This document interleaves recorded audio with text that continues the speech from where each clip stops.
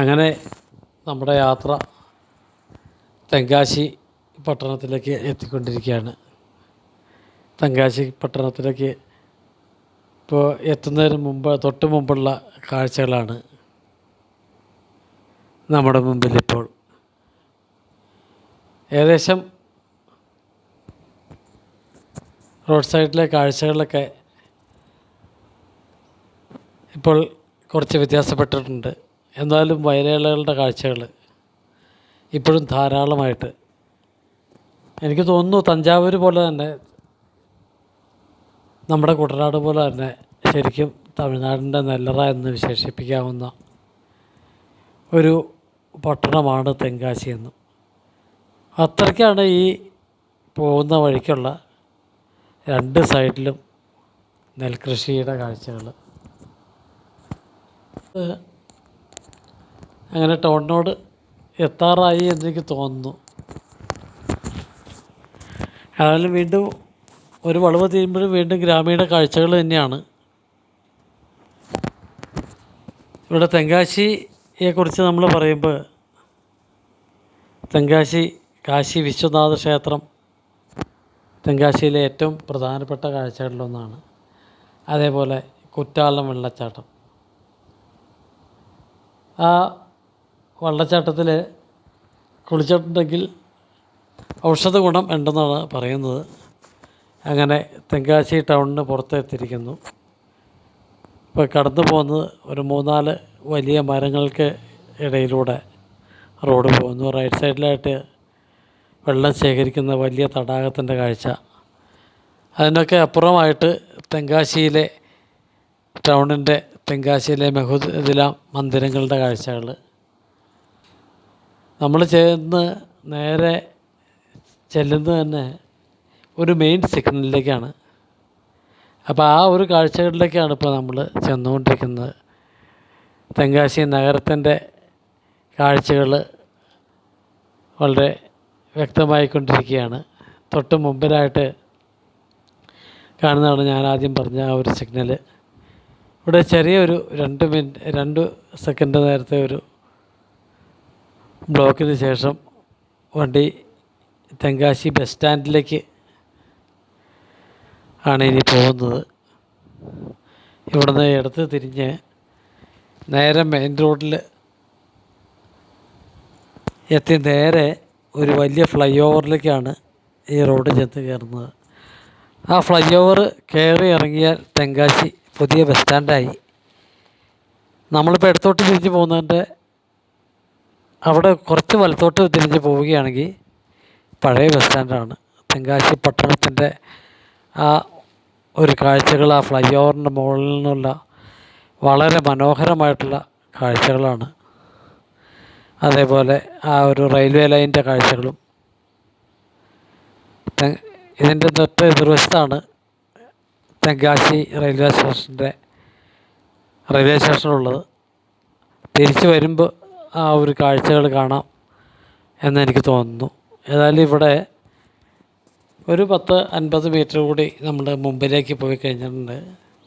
വലത്തോട്ട് ഒരു തിരിവെടുത്താണ് തെങ്കാശി പുതിയ ബസ് സ്റ്റാൻഡ്. ഏതാണ്ട് ബസ് സ്റ്റാൻഡിനോട് അടുത്തിരിക്കുന്നു. അനേകമായിട്ടുള്ള ബസ്സുകൾ അവിടുന്ന് വരുന്നതും പോകുന്നതും കാണാം.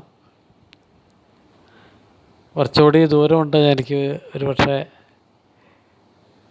ഇപ്പോൾ വന്നിട്ട് കുറേ നാളുകളായി. അതുകൊണ്ട് തന്നെ ഇതെവിടെയാണ് ബസ് സ്റ്റാൻഡ് എന്നുള്ള കാഴ്ച കൃത്യമായിട്ട് എനിക്ക് എൻ്റെ ഓർമ്മയിലില്ല. അതേപോലെ ബസ് സ്റ്റാൻഡിൽ ഞാൻ 1-2 പ്രാവശ്യമേ വന്നിട്ടുള്ളൂ. ഏതായാലും ഇവിടെയാണ് ആ തിരിവ്. തെങ്കാശി പുതിയ ബസ് സ്റ്റാൻഡിൻ്റെ കാഴ്ചകളിലേക്കാണ് നമ്മളിനി പോകുന്നത്.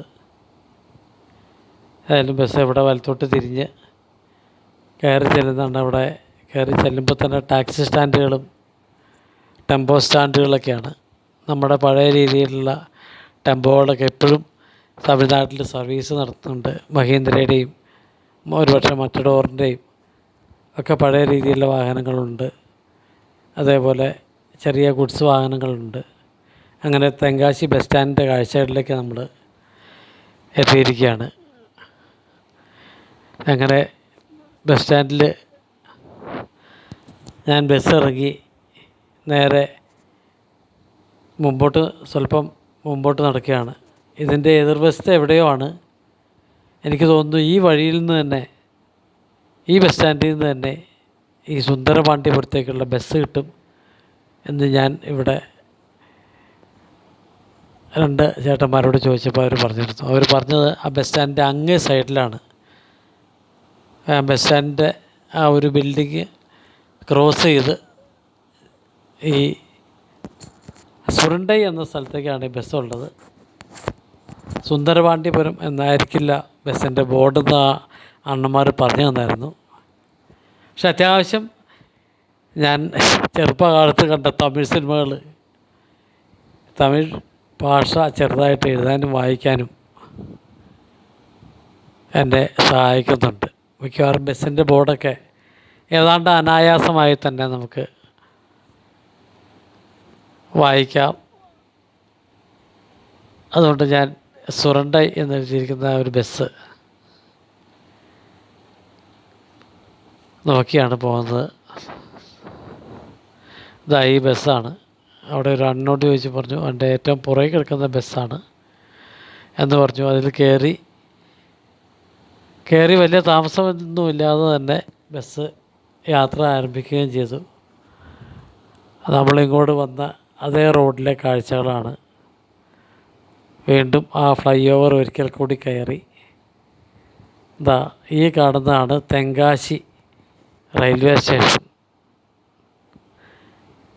അപ്പോൾ ഈ ഒരു ഫ്ലൈ ഓവറിൻ്റെ മുകളിൽ നിന്ന് കാണുമ്പോഴൊക്കെ നല്ല രസകരമായിട്ടുള്ള കാഴ്ചകളാണ്. വലിയ വെയിലില്ലാത്ത, നമ്മൾ കേരളത്തിൽ നിന്ന് പോരുമ്പോൾ കേരളത്തിൽ നല്ല തെറ്റില്ലാത്ത രീതിയിൽ മഴ പെയ്യുന്നുണ്ടായിരുന്നു.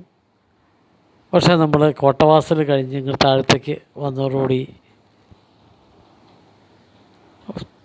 ഒരുവിധം വരണ്ട കാലാവസ്ഥയാണ് ഈ ഒരു ഭാഗത്ത് ഇപ്പോൾ. അപ്പോൾ ഞാൻ സുന്ദരപാണ്ഡ്യപുരത്തേക്കാണ് ബസ്സിന് ടിക്കറ്റ് എടുത്തേക്കുന്നത്. അപ്പോൾ സുരണ്ടൈ എന്ന സ്ഥലത്തേക്കാണ് ഈ ബസ് ബോർഡ് ഇരിക്കുന്നത്. ഏതായാലും ഈ സുന്ദരപാണ്ഡ്യപുരത്ത് എത്തുവാനും അവിടുത്തെ കാഴ്ചകൾ കാണുവാനും ശരിക്കും